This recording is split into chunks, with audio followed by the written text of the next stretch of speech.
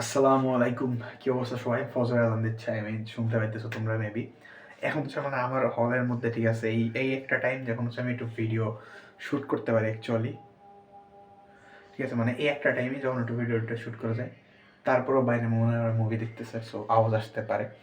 মানে সারাদিন প্রচুর চিল্লাপালা থাকে হলের মধ্যে, সো যাই হোক এসব স্কিপ করি। 18 তারিখে খুবই পরীক্ষা না, খুব টাফ।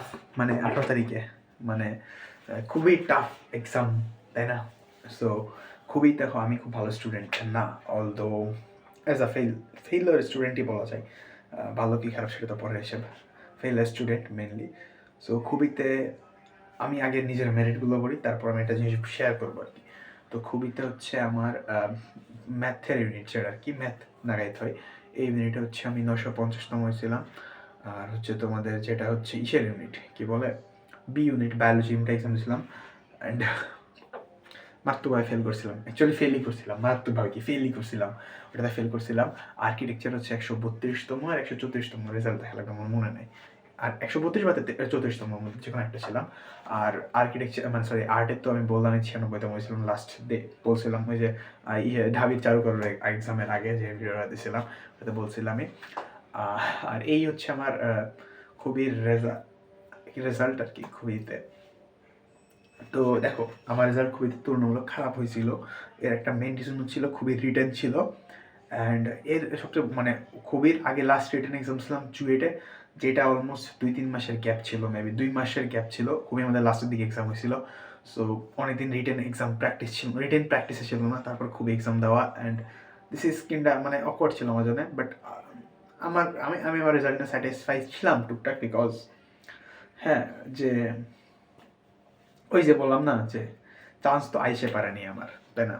তো এটাই। যদি বলো ভাই 950টার মধ্যে সিট পাওনি, জি ভাই আমি 950টার মধ্যে সিট পাইনি, because that was last end. এই সময় 950টার মধ্যে সিট পাওয়ার সুযোগ ছিল না। হয়তো বা এইবার তোমরা 950টার মধ্যে সিট পাইলেও পাইতে পারো, বিকজ ঢাবির আগে এক্সাম হচ্ছে মেবি, না আচ্ছা আমি খেয়াল নেই, ঢাবির আগে এক্সাম হচ্ছে মেবি। সো এইবার সিট পাওয়ার চান্স থাকতে পারে 950টার মধ্যে, বিকজ অনেকে ভর্তি হবে সিকিউর করার জন্য একটা সিট, পরে হয়তো ভর্তি ক্যান্সেল করতে পারে অন্য জায়গায় ভালো জায়গায় চান্স হলে। বাট খুবই কিন্তু খারাপ ইউনিভার্সিটি না।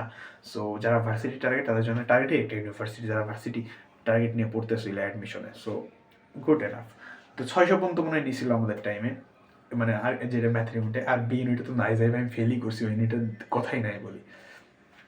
আর আর্কিটেকচারে আমার ভালো মার্ক ছিল, বাট আর্কিটেকচারে ড্রয়িংয়ে আমার ভালো মার্ক ছিল, বাট ওই যে বললাম না আমার তুলনামূলক খারাপ হয়েছিল এক্সামটা।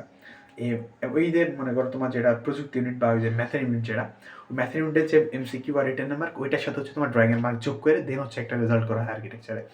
সো সেই হিসেবে এটাই, যদি আমার যদি রিটেন একটু ভালো হইতো আর এমসিকিউ আর একটু বেটার হইতো, তাইলে হয়তো আমার আর্কিটেকচারের মেরিট 50-র মধ্যে চলে আসতো, and most probably I will get a chance, because খুবই আর্কিটেকচার সিট মাত্র 35,000 টাকা। আর্কিটেকচার এক্সাম দিতেছো, মাত্র 35টা সিট থাকবে, অ্যান্ড খুবই হাড্ডাহাড্ডি লড়াই হবে 35টা সিটের মধ্যে। মানে বাংলাদেশের বেস্ট আর্কিটেকচার খুবই বলা হয়। সো বুঝছো বাংলাদেশের বেস্ট আর্কিটেকচারের জন্য পরিমাণ কি পরিমাণ মানে পোলাপাইন কম্পিটিশনে থাকবে।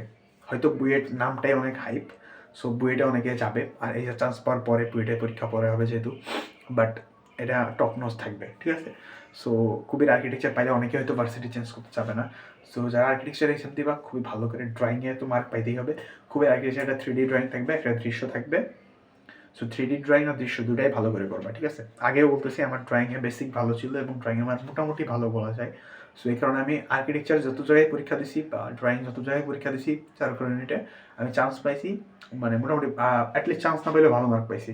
So 134 is not a bad merit ভাই। মানে হয়তো শোনা যেতে পারে খুব খারাপ merit, but I don't think খুব 134তম বা 135তম খুব খারাপ মেরিট না, ঠিক আছে? সো এটা ভালো করলে তো আর ভালো মেরিট থাকতো, বাট এটা তোমাদের বলছে যারা টার্গেট নিয়ে এক্সাম দিতেছেন, তো it will be good for you. And এটাই, আর যারা সেকেন্ড টাইম, যেহেতু সেকেন্ড টাইম আছেন, কারণ আমার ব্যাচের অনেকেই দিবেন এখানে। সো ভাই ভালো করে পরীক্ষা দিয়েন আপনারা, বিকজ আপনার জন্য লাস্ট চান্স। যারা আরও 1 বছর আপনারা গ্যাপ, 1 বছর না 6 মাস, যেটা আমি লাস্ট টাইমে বলছিলাম যে 6 মাস আপনারা টাইম পাবেন। সো খুব আমাদের সাথে খুব বেশি না, আমার আমার ফার্স্ট সেমিস্টার আমার শেষ হয়নি, আমি সেমিস্টার ফাইনাল এক্সাম চলছে, কালকে হচ্ছে লাস্ট এক্সাম আমার সেমিস্টার ফাইনাল। ঠিক আছে? তো সেমিস্টার ফাইনাল আমি ড্রপও খাইতে পারি, বিকজ আমার এক্সামও তো ভালো হচ্ছে না সেমিস্টার ফাইনাল।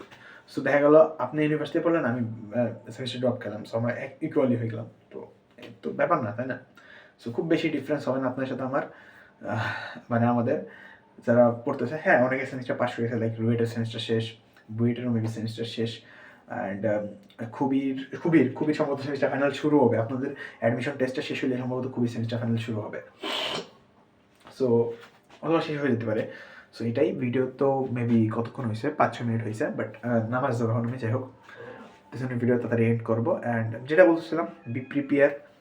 আর হচ্ছে টাইম তো বেশি নাই, আজকে দিলে মানে এখন অলরেডি 16 তারিখ পড়ে গেছে না, by the way happy independence day, just forget it. And যেহেতু আপনারা পড়ালেখা এখন আর কিছু নাই, ঠিক আছে, পড়া শেষ, আমি ধরতেছি পড়া শেষ, এখন আর পড়া কিছু নাই, রিভিশন দেবেন, মাইন্ড একটু ফ্রেশ রাখার ট্রাই করবেন। খুবিতে এক্সাম দেবেন, যারা খুবিতে সিট ফেলছেন, খুবই যারা হলে থাকবেন, মানে খুবিতে কিন্তু হলে থাকা যায়, লাইক আমি খুবির হলে 10 দিন মতো ছিলাম, বিকজ আমি বললাম না, আমি তো অনেকগুলো ইউনিটে দিছি, অতগুলো ইউনিটে এক্সাম দিয়ে আমি আর বাড়ি আসিনি, জানতে আবার কুমিল্লা চলে গেছিলাম, কারণ খুবির এক্সাম যেদিন শেষ হয়েছিল, আমার খুবির এক্সাম শেষ হয়েছিল হচ্ছে বিকাল 5টার সময় না 4টার সময়, আমার খেয়াল নেই।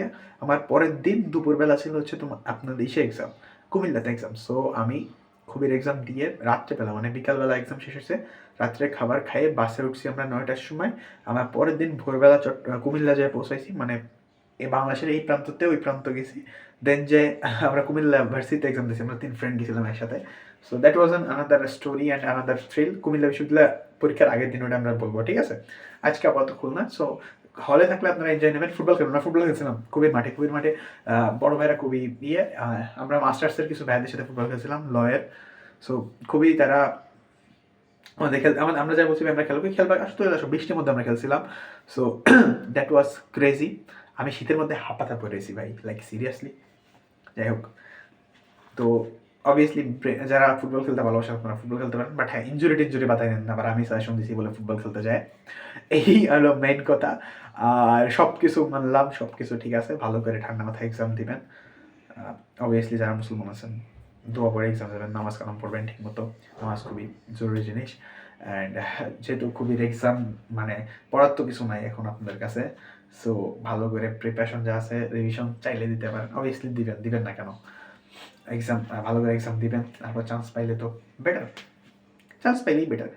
বাংলাদেশের জন্য চান্স না পাইলে ভাই আপনাকে অনেক সাফার করতে হবে, এটা আমি বলতেছি, ঠিক আছে। এটা যারা চান্স পাইছে সেসব ভাইরা বলবে না, বা চান্স পাইও যারা ভর্তি হয়নি, লাইক অনেক জায়গায় আমি ভর্তি হয়নি, সাবজেক্ট পেয়েও ভালো সাবজেক্টও পাইছি অনেক জায়গা, বাট আমার জন্য ওই যে বললাম না, আমার যারা জানেন আমি আমার মেকানিক্যালের উপর প্যাশনেট আমি আগের থেকে, সো এই কারণে আমি অনেক যাইও নি, তো দাস এটাই আর কি।